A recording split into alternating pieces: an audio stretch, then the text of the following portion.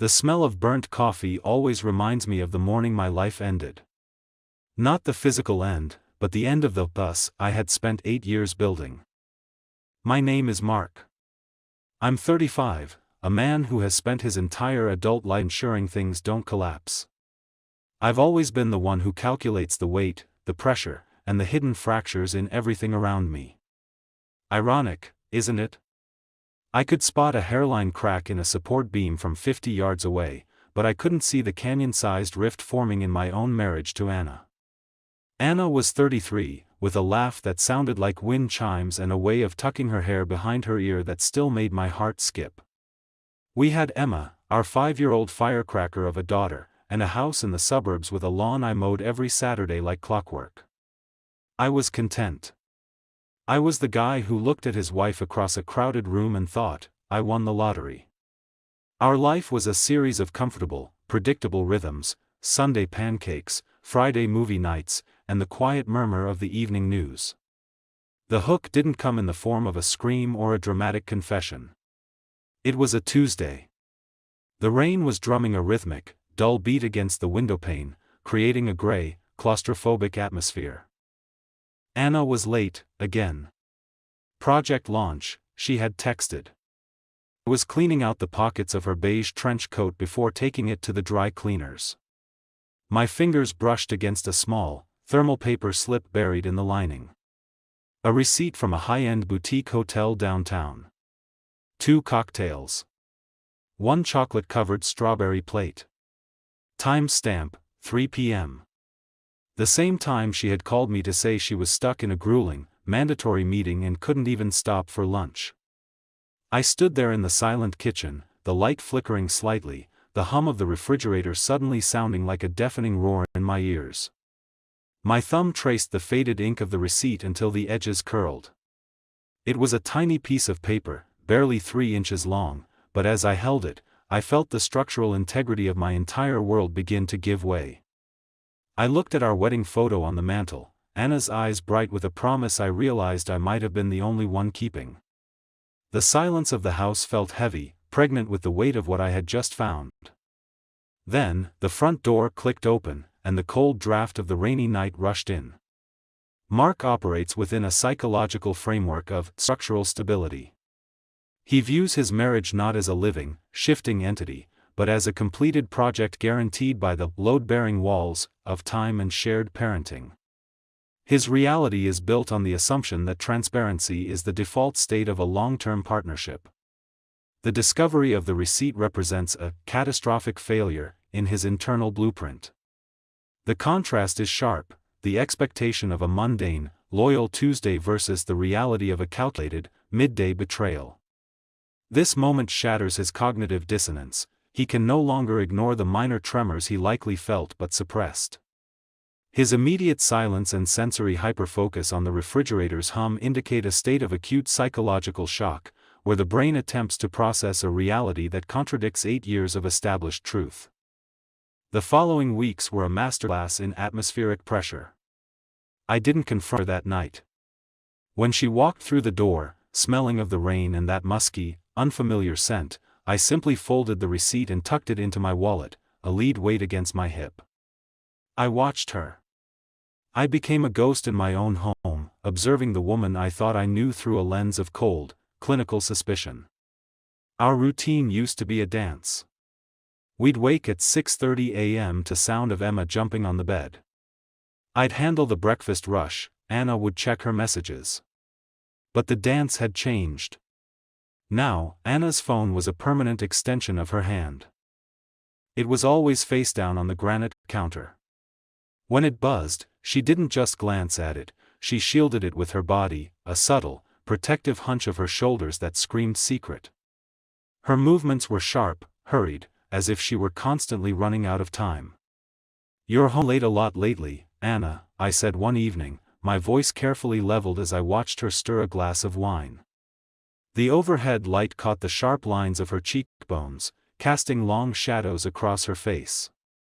She looked tired, but it wasn't the healthy exhaustion of a long day's work. It was the frantic, hollow energy of someone maintaining a massive facade. "It's the new workload, Mark. Victor is pushing everyone to the limit, she replied, her eyes fixed on the swirling red liquid in her glass. Victor. She mentioned his name more often now. Always in the context of the grind or the leadership. I began to notice the small things, the way she suddenly needed new clothes for meetings, the way she'd stay in the shower 10 minutes longer than usual, as if trying to wash something away. One night, I found her sitting in the dark of the living room at 2 a.m., the blue light of her phone illuminating her face. She was smiling. It wasn't the tired, supportive smile she gave me after a long day, it was the giddy, reckless smile of someone who feels they've found a secret world.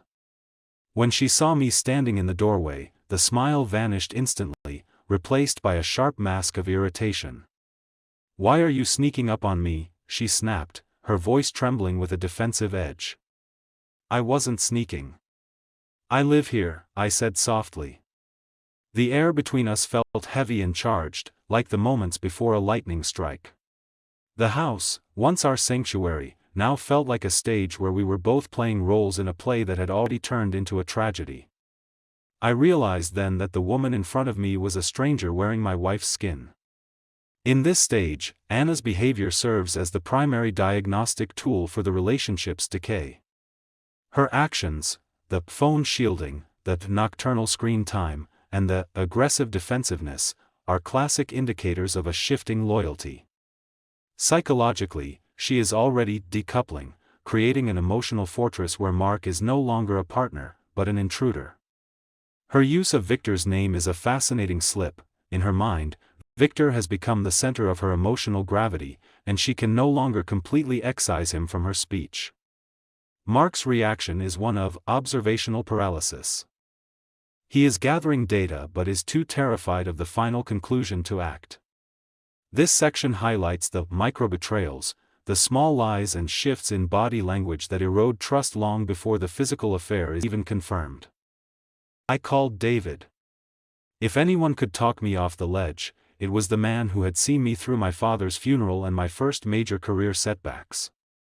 We met at a dive bar on the edge of town, the kind of place where the floor is sticky and the light is dim enough to hide a man's expression. "She's slipping away, Dave," I whispered, staring into the amber depths of my drink. "I can feel the space between us growing every day. It's like she's in a different room even when she's standing right in front of me." I touch her arm, and she flinches. I tell a joke, and she doesn't even hear it. David put a hand on my shoulder, his face etched with concern. "Maybe it really is the pressure, Mark. People change when they're under a lot of stress. Don't go looking for ghosts until you see the sheet." But the ghosts were everywhere, haunting the hallways of our home. A week later, Anna announced she had a mandatory weekend retreat in the city. She packed a bag with meticulous care, lingerie I hadn't seen in years, a silk dress she said was for a formal dinner I knew nothing about. She kissed Emma goodbye with a ferocity that felt like overcompensation for guilt. She kissed me on the cheek, her lips cold, dry, and fleeting. As soon as her car cleared the driveway, the silence in the house became unbearable. I went to our shared study. I tried her laptop, she'd changed the password. Red flag 1. I checked the tablet Emma used for games. It was still linked to Anna's cloud. My hands were shaking so hard I almost dropped the device. I opened the messaging app, my heart hammering against my ribs like a trapped bird. There were no messages from Victor. But there were hundreds of messages from a contact named V. "I can still feel you on my skin." Counting the minutes until the hotel. "He suspect anything?" "No. He's oblivious. He thinks I'm working. He's too focused on his own world to notice mine." Oblivious. The word felt like a physical blow to the stomach, knocking the air from my lungs. I sat in the chair I'd bought her for her birthday, surrounded by the scent of her lavender candles, and I felt my soul wither. I wasn't just being cheated on, I was being mocked. I was the oblivious husband, the boring secondary character in her new, exciting life. The messages went back months. They talked about us as if we were a burden to be managed. I didn't cry. The anger was too cold, too crystalline for tears. I took screenshots of every message, every photo they'd sent, photos of them in places I'd never been, smiling in ways we hadn't smiled in years. Then, I picked up the phone and dialed a number David had given me, just in case. Paul? My name is Mark. I need to know the truth. All of it. I want to know where she goes, who she sees, and exactly how long this has been a lie. Mark's transition from passive observer to active investigator is fueled by the twin engines of betrayal and humiliation. The word oblivious acts as a psychological catalyst. It attacks his ego and his sense of competence. His action, hiring Paul, is a defensive mechanism designed to regain control in a situation where he feels utterly powerless. The V messages provide the empirical evidence his brain requires, but they also inflict deep emotional trauma. We see a shift from grief to calculated resolve. He is no longer trying to save the marriage, he is trying to survive the wreckage. This stage marks the point of no return for his internal loyalty. Once he sees himself through the eyes of the traitors as a fool, the romantic bond is permanently severed, replaced by a survivalist instinct. Paul was a man of few words and many lenses. Over the next 10 days, he sent me the dossier. It arrived in a plain digital folder, but to me, it was a bomb that leveled everything I had ever known. The photos were high resolution, brutally clear. There was Anna, laughing as she walked out of a bistro, her hand tucked into the crook of a tall, sharp-featured man's arm.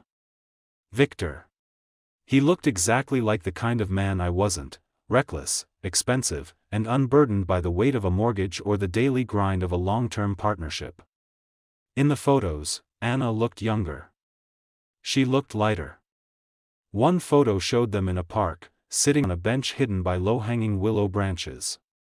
Victor leaned in and kissed her, not a peck, but a deep, lingering kiss that spoke of months of familiarity. Anna's eyes were closed. She looked peaceful. That was the hardest part to stomach. She didn't look like a woman caught in a web of lies, she looked like a woman who had finally found exactly what she was looking for.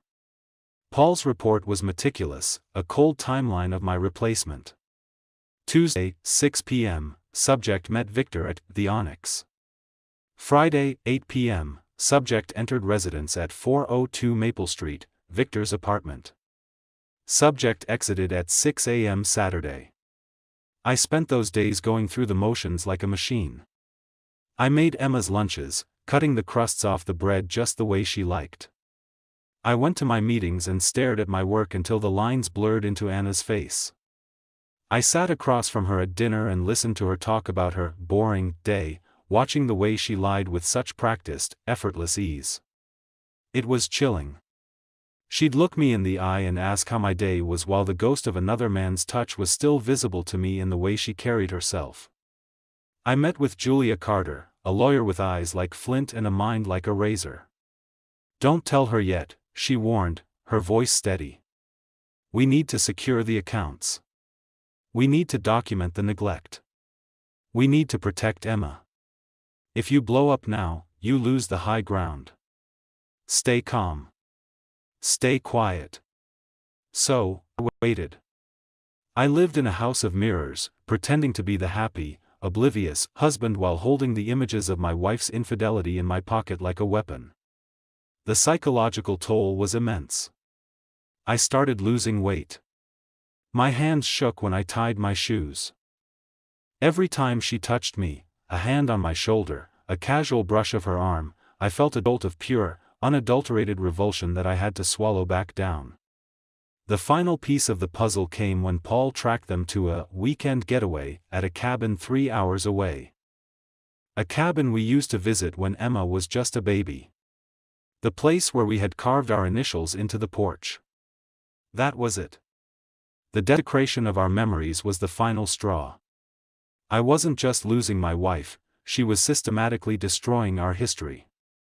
Here explores the purgatory of proof. Mark is trapped in a state of hypervigilance, where he must perform the role of a loving husband while possessing the knowledge of a victim. This creates a massive psychological strain known as cognitive doubling. The photos of Anna looking peaceful are particularly damaging. They suggest that the affair isn't just a mistake, but a preference. It challenges Mark's belief that she was unhappy or struggling. Instead, she is thriving in her betrayal. His physical symptoms, weight loss and tremors, are manifestations of prolonged fight-or-flight activation. The choice of the cabin as a meeting spot for the affair serves as a symbolic murder of their shared history, turning a sanctuary of their past into a crime scene of the present. I waited for her in the living room.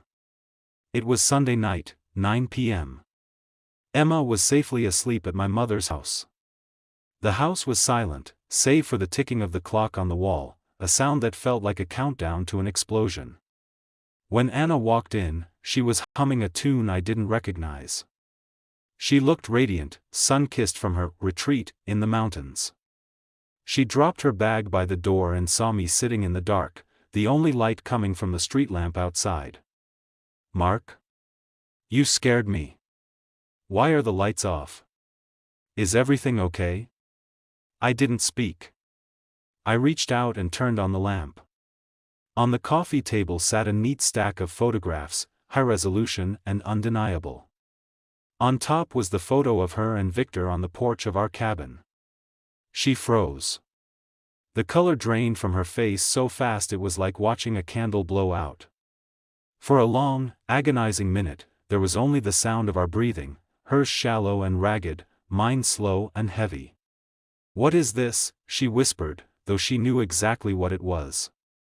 She tried to laugh, a brittle, hollow sound that died in her throat. "Mark, this isn't what it looks like. Victor is just a friend from work, we were just discussing." "I have the messages, Anna," I said. My voice was eerily calm, the voice of a man who had already processed the grief and was now just settling the bill. "I have the hotel receipts. I have the timeline. I know about the weekend retreats. I know about the apartment on Maple Street. I know you think I'm oblivious."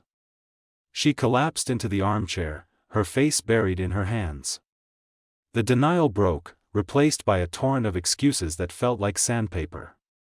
"I was lonely, Mark. You're always preoccupied, always thinking about your work, your stability. I felt invisible. Victor, he made me feel like a woman again, not just a mother or a housemate." "You were invisible?" I stood up, the anger finally bubbling over, hot and sharp. "I was here every night. I was raising our daughter while you were in hotels. You didn't talk to me. You didn't try to fix the leaks. You just replaced me. You took our cabin, Anna. Our cabin." "I'm sorry," she sobbed, reaching for my hand, her fingers trembling. "It was a mistake. A moment of weakness that lasted too long. It's over, I swear. I'll leave the job. We can go to therapy. Please, Mark, think of Emma. Don't break her heart." I looked at her, really looked at her, and saw the desperation of someone who didn't want to lose her lifestyle and her comfort, not someone who truly loved me. The trust wasn't just broken, it was pulverized into dust. "I am thinking of Emma," I said, picking up my keys. "That's why I'm leaving. I won't have her grow up in a house built on lies. I won't have her learn that this is what love looks like." The confrontation is the inevitable effect of months of systemic lying. Anna's immediate transition from denial to victim blaming, citing Mark's preoccupation as the cause, is a common psychological defense mechanism to mitigate guilt. However, the cause of the breakdown wasn't Mark's work, but Anna's decision to seek external validation rather than internal resolution. The effect of Mark's meticulous preparation is that Anna has no room to maneuver. Her plea to think of Emma is the final, desperate move in her psychological arsenal, attempting to use his love for their daughter as a leash. Mark's realization that she fears the loss of stability rather than the loss of him is the final epiphany.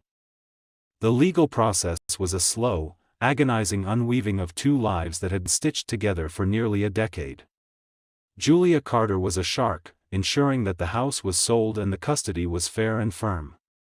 Anna moved into a small apartment downtown. Victor, predictably, vanished as soon as the glamour of the affair was replaced by the reality of lawyers, depositions, and a woman who was no longer a carefree escape, but a person in crisis.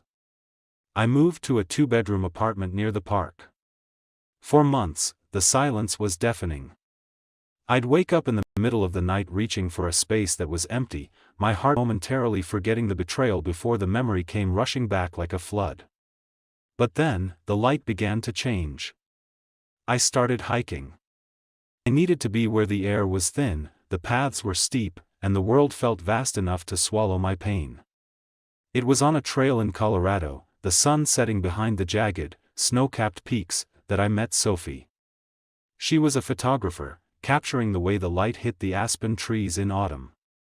We didn't talk about marriage or betrayal. We talked about the texture of the rocks, the way the wind felt against our skin, and the quiet beauty of a world that doesn't care about human lies. She looked at the world with a clarity that felt like a cool drink of water after a fever. I realized then that I wasn't the oblivious man anymore. I was a man who had been through the fire and come out tempered. I learned that loyalty isn't a given, it's a choice made every single day.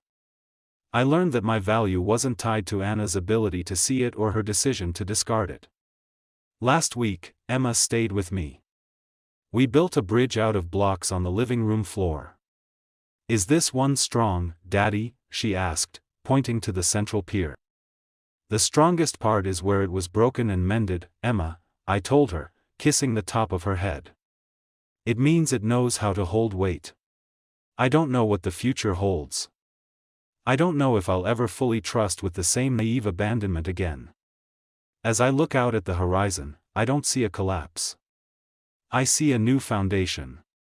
I am 37 now. I am a father. I am a man who survived. And for the first time in a long time, I am simply Mark." The chapter was over, but life moved on quietly, and for the first time, I was looking forward to the next page. The story of Mark and Anna is a profound exploration of the human blindness that often accompanies deep love. Mark's journey is one of deconstruction and reconstruction. He begins as a man defined by external structures, his wife, his role as a provider, his suburban home, and ends as a man defined by internal resilience. The betrayal, while devastating, functioned as a forced awakening, stripping away the illusions of a perfect life to reveal the fragile reality beneath. Psychologically, the story highlights the importance of self-validation.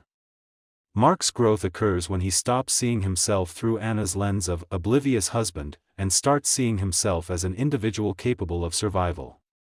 The introduction of Sophie represents the new horizon, not a replacement for the past, but a testament to the human capacity for renewal and the possibility of finding beauty in the aftermath of destruction. The central lesson is that while trust is a structural necessity for a relationship, self-respect is the foundation for a life. Betrayal doesn't define the victim, the response to betrayal does. Mark chose truth over comfort, and in doing so, he traded a crumbling palace for a solid, honest ground.